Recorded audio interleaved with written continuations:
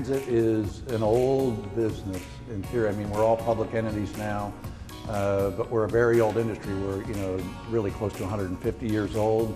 And like every good industry, we love to live in the past. And we're always fearful of change and anything new. So there's always that concern that this is something different. It's out of the ordinary. We're not really comfortable with it. Why the heck would we want to do it? And we said, well, let's try it and see what happens.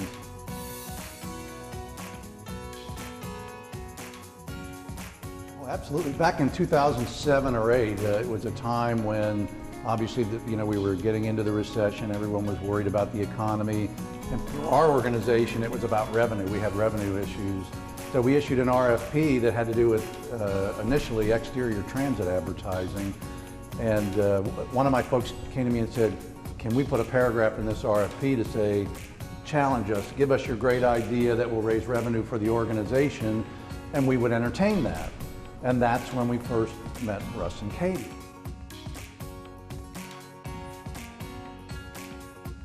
The proposal was made, I took it to my board, who at first, that group was pretty skeptical.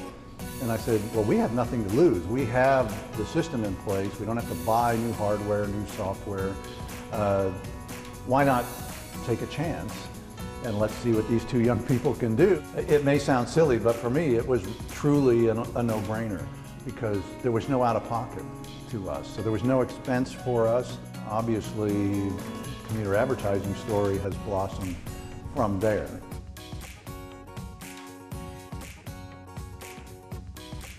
For us, we're all about providing the maximum amount of service we can to the community.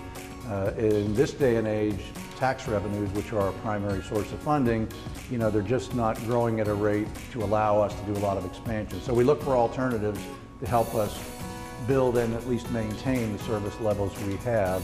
So for us, this is one way to say, hey, we're bringing in new revenues that are non-tax revenues that help the system be stable and hopefully grow. Right now we're in a growth mode, and that's probably because some of these alternative revenues are available to us. Probably the only fear I had was how would our customers react, to this, these new messages that were coming on board. And I can tell you, it's 2014 now, so we're 6 years into this.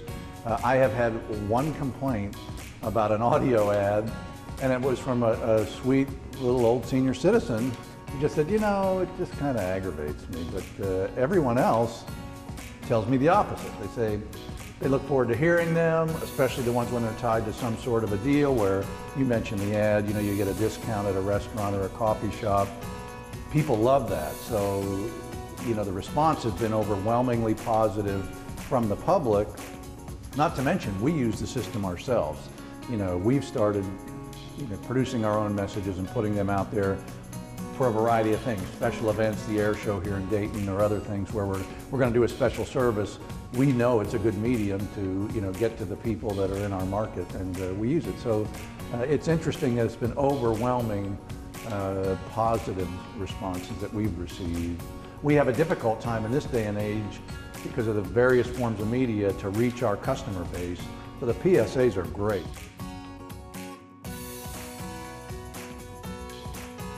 And this is not going to cost you anything to get started. You have the infrastructure.